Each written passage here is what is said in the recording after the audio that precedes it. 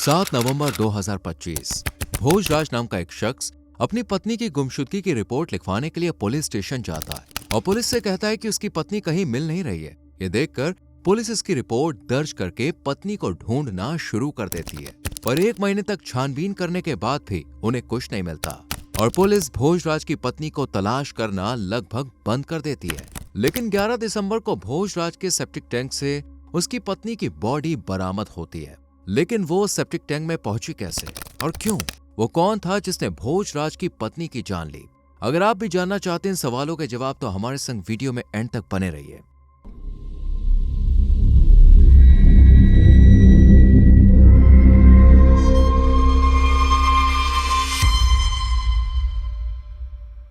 दोस्तों, इस कहानी की शुरुआत होती है छत्तीसगढ़ के सहसपुर लोहारा थाना इलाके में बसे बांधा टोला गांव से, जहां कई परिवार आपस में मिलजुल कर रह रहे थे और जरूरत पड़ने पर एक दूसरे की मदद के लिए हमेशा तैयार रहते थे।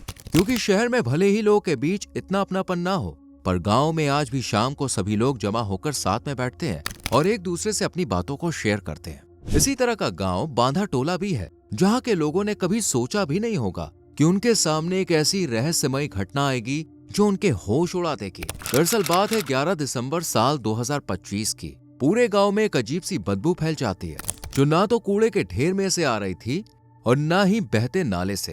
हालांकि फिर भी गांव के लोग आसपास की हर जगह को चेक करते हैं कि कहीं कोई जानवर तो नहीं मर गया, पर अच्छे से छानबीन करने के बाद भी उन्हें ऐसा कुछ नहीं मिलता। जबकि बदबू धीरे धीरे बढ़ती जा रही थी, जो इतनी अजीब थी कि लोग का दिल बेचैन हो उठता है और कई तो इस बदबू की वजह से वॉमिट करना भी शुरू कर देते हैं, जिस वजह से पूरे गांव में टेंशन का माहौल बन जाता है और गांव वाले खेतों से लेकर झाड़ियों तक, गलियों से लेकर चौराहों तक हर जगह बदबू आने की वजह को ढूंढने लगते हैं। फिर वो चाहे कूड़े का ढेर हो या कचरा फेंकने वाली जगह हो, खाली पड़े प्लॉट्स को भी अच्छे से चेक किया जाता है, पर कहीं भी कोई सुराग नहीं मिलता, जिस वजह से गांव वालों की परेशानी और ज्यादा बढ़ जाती है। तभी उनकी नजर एक सेप्टिक टैंक पर पड़ती है।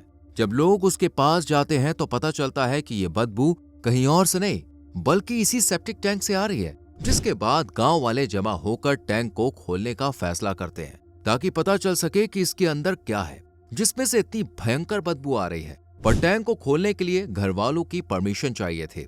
दरअसल ये टैंक जहल पटेल के घर में बना हुआ था, जो इसी गांव में अपने परिवार के साथ रहा करते थे। अब गांव वाले जहल के पास जाते हैं और उनसे टैंक को खोलने के लिए कहते हैं, क्योंकि बदबू आने का कारण यही था।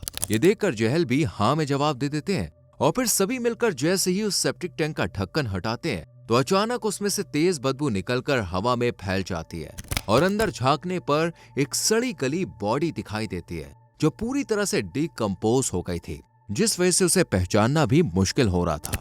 जबकि कुछ लोग तो बॉडी को देखकर वहीं पर उल्टियां करने लगते हैं, तो कुछ डर के मारे पीछे हट जाते हैं, क्योंकि किसी ने भी सेप्टिक टैंक से ऐसी बॉडी मिलने की कल्पना नहीं की थी। इसी दौरान एक शख्स लोहारा थाना में फोन करके पुलिस से कहता है कि साहब, आप यहाँ पे जल्दी से आ जाइए, क्योंकि टैंक से यहाँ पर एक बॉडी बरामद हुई है, जिसकी हालत बहुत ज्यादा खराब है।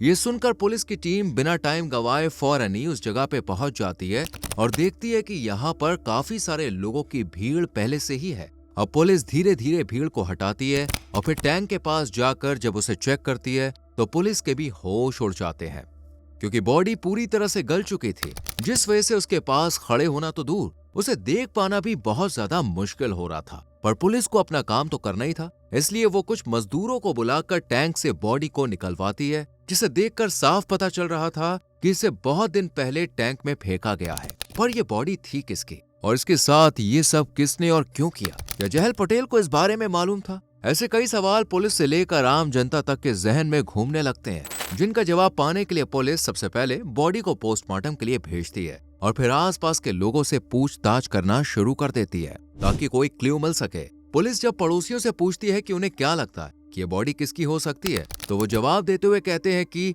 जहल पटेल की बहू पिछले 4 महीने से गायब है और जब हमने उनसे बहू के बारे में पूछा तो उन्होंने कहा कि वो घर छोड़ के चली गई है। ये सुनते ही पुलिस समझ जाती है कि सेप्टिक टैंक से जो बॉडी बरामद हुई है वो किसी और की नहीं बल्कि उन्हीं की बहू कामिनी की है, जो पिछले 4 महीने पहले अचानक कहीं लापता हो गई थी और परिवार ने कह दिया था कि कामिनी घर छोड़कर भाग गई है। पर बॉडी के सामने आते ही उनका झूठ भी बाहर आ चुका था। जो पिछले लगातार 4 महीने से बोल रहे थे कि बहू कहीं चली गई है। ऐसी क्या वजह थी कि पूरे परिवार के रहते हुए उनकी बहू सेप्टिक टैंक में पहुंच गई? क्या इसमें परिवार का हाथ है?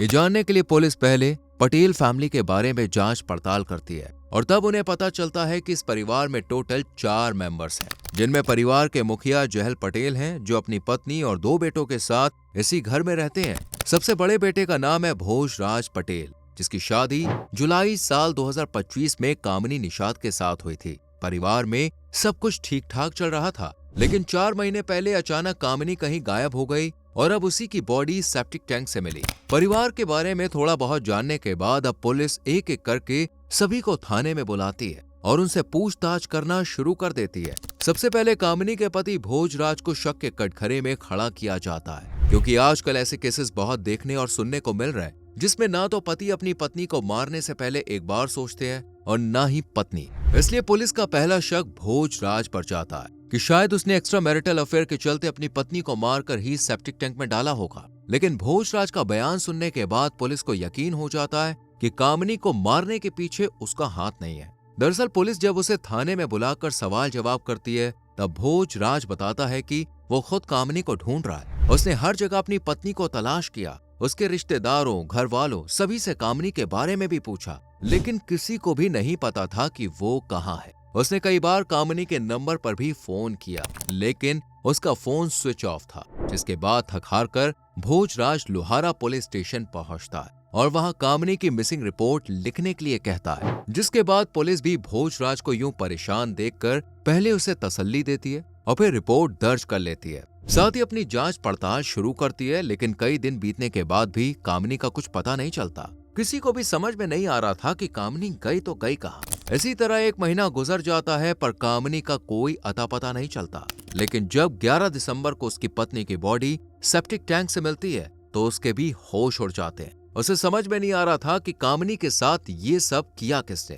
इतना कहकर वो रोना शुरू कर देता है, जिसके बाद पुलिस को भी यकीन हो जाता है कि भोजराज सच बोल रहा है और उसका अपनी पत्नी को मारने में कोई रोल नहीं है। इसके बाद पुलिस भोजराज की मां यानी कामिनी की सास को थाने में बुलाती है और उससे सवाल जवाब करती है, तो वो बेकसूर निकलती है और इसके साथ ही भोजराज का भाई भी निर्दोष साबित होता है। यानी कामिनी की सास और उसके देवर का कामिनी के गायब होने में कोई भी हाथ नहीं था, इसलिए पुलिस उन्हें रिहा कर देती है। जिसके बाद नंबर आता है लास्ट मेंबर और परिवार के मुखिया भोजराज के पिता जहल पटेल का। शुरुआत में वो खुद को निर्दोष बताते हुए कहते हैं कि मेरा अपनी बहू को मारने में कोई हाथ नहीं है और इस बारे में मैं कुछ भी नहीं जानता। मैं सिर्फ इतना जानता हूँ कि कामिनी अपनी मर्जी से घर छोड़कर गई थी, लेकिन उसकी बॉडी सेप्टिक टैंक से कैसे मिली मैं ये नहीं जानता। हालांकि पुलिस को भी शुरू में यही लगता है कि जहल पटेल बेगुनाह है, लेकिन सर्दी के महीने में उसके माथे से टपकता पसीना और आवाज में लड़खड़ाहट पुलिस का शक अचानक गहरा कर देती है। जैसे जैसे पुलिस के सवाल बढ़ते जा रहे थे, वैसे वैसे जहल पटेल के दिल की धड़कनें भी तेज स्पीड से भाग रही थी और उसे देखकर ऐसा लग रहा था जैसे उसे पहले से पता था कि कामिनी टैंक में है। ये बात पुलिस भी नोटिस कर लेती है और जब सख्ती से जहल पटेल से पूछताछ करती है, तब वो अपना गुनाह कबूल कर लेता है कि कामिनी को उसी ने मारा है और उसकी बॉडी को छिपाने के लिए टैंक में डाल दिया। लेकिन क्यों? उसकी अपनी बहू से ही क्या दुश्मनी थी? ये सवाल जब पुलिस जहल से करती है तो वो एक ऐसी खौफनाक कहानी सुनाता है जिसे सुनकर पुलिस भी दंग रह जाती है। जहल पुलिस को बताता है कि उसने अपनी बहू को इसलिए मारा क्योंकि उसके बेटे ने परिवार की मर्जी के खिलाफ जाकर शादी की थी। दरअसल कुछ साल पहले जहल का बेटा भोजराज काम की तलाश में हैदराबाद गया था, जहां एक दिन उसकी मुलाकात कामिनी निषाद से होती है, जो छत्तीसगढ़ के राजनांदगांव के मोहरा थाना क्षेत्र में लगने वाले चैतूर खपरी गांव की रहने वाली थी और फिलहाल काम की तलाश में हैदराबाद आ गई थी। कामिनी जिस जगह मेहनत मजदूरी किया करती थी, उसी जगह भोजराज भी काम कर रहा था। अब क्योंकि दोनों एक ही जगह मजदूरी कर रहे थे, तो रोज इनकी मुलाकात होने लगती है और फिर धीरे धीरे बातों का सिलसिला शुरू हो जाता है। एक साथ खाना खाना, एक दूसरे को देखकर मुस्कुराना और फिक्र करना, ये सभी चीजें कामिनी और भोजराज के बीच प्यार का बीज बो देती हैं। दोनों को जल्द ही एहसास हो जाता है कि वो एक दूसरे से प्यार करने लगे हैं। इसलिए एक दिन अच्छा सा मौका देखकर भोजराज उसे अपने दिल की बात बता देता है और उससे कहता है कि वो कामिनी से शादी करना चाहता है, जिसके लिए वो भी हामी भर लेती है, क्योंकि कामिनी भी अब भोजराज के साथ अपनी जिंदगी गुजारना चाहती थी। सच्चा प्यार, जवान दिल और साथ जीने मरने की कस्मों ने दोनों के रिश्तों को और ज्यादा मजबूत कर दिया था। आपको बता दें, कामिनी की उम्र उस वक्त महज 20 साल की थी, जबकि भोजराज 23 साल का था। वो कामिनी से कहता है कि अब हम दोनों को अपने परिवार को एक दूसरे के बारे में बता देना चाहिए ताकि वो हमारा रिश्ता तय कर दे। भोजराज की बात मानकर कामिनी अपने पेरेंट्स के सामने भोजराज से शादी करने की बात रख देती है, जिसे सुनते ही वो गुस्से में भड़क जाते हैं और साफ शब्दों में कह देते हैं कि ऐसा नहीं हो सकता, क्योंकि वो कामिनी की शादी अपनी मर्जी से करना चाहते हैं। लेकिन वो इनकार करते हुए कह देती है कि अगर शादी करेगी तो भोजराज से करेगी, वरना जिंदगी भर अकेले ही रहेगी। ये सुनकर पेरेंट्स को अंदाजा हो जाता है कि कामिनी सच में भोजराज से प्यार करती है और उसके बिना नहीं रह सकती, इसलिए वो अपनी बेटी की खुशी के आगे झुक जाते हैं। इधर भोजराज जब अपनी फैमिली को कामिनी के बारे में बताता है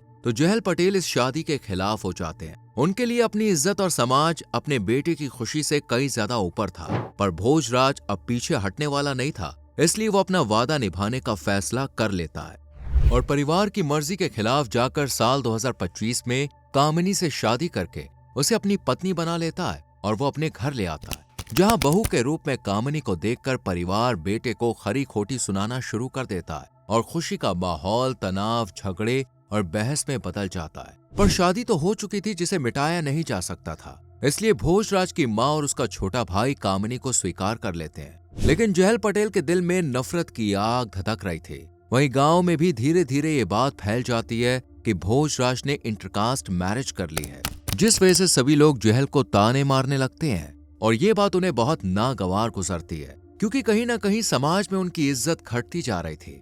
जहल को ऐसा लगता था कि हर नजर उन्हें ताने से देख रही है और हर शब्द दिल में चुभता जा रहा था, इसलिए वो अब इस अपमान का बदला अपनी बहू से लेने का फैसला करते हैं, क्योंकि उनका मानना था कि कामिनी की वजह से भोजराज ने परिवार की मर्जी को ठुकराया है। अगर वो ना होती तो उनका बेटा उनकी बात को ना ही दरकिनार करता और ना ही समाज में जहल की बेइज्जती होती।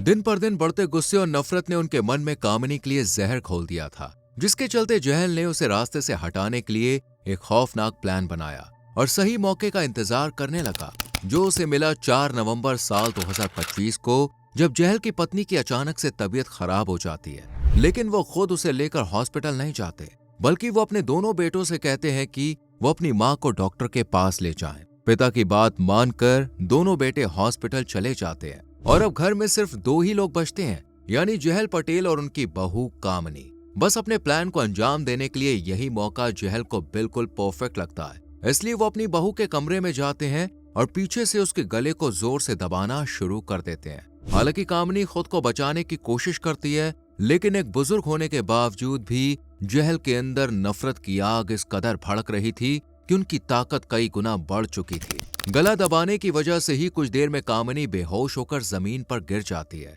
लेकिन जहल ये सोचकर कंफ्यूज था कि कामिनी जिंदा है या नहीं, क्योंकि वो कोई रिस्क नहीं लेना चाहता था।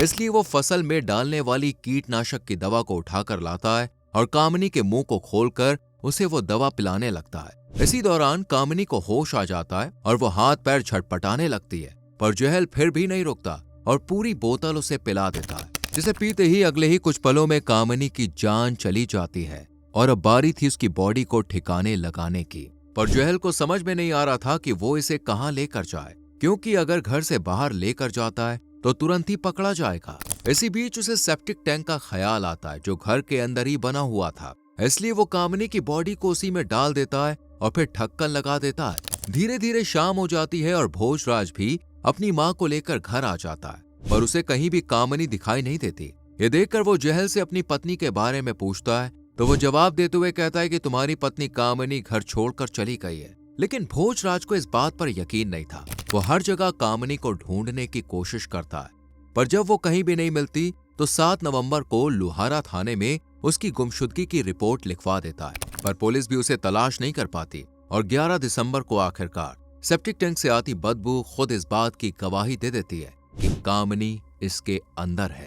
हालांकि जहल को लगा था कि वो कभी भी पकड़ा नहीं जाएगा, लेकिन पुलिस ने उसे गिरफ्तार कर लिया और उस पर कार्रवाई की जा रही है। वाला आपको क्या लगता है, जहल जैसे दरिंदे को किस तरह की सजा दी जानी चाहिए? कमेंट सेक्शन में जरूर लिखें।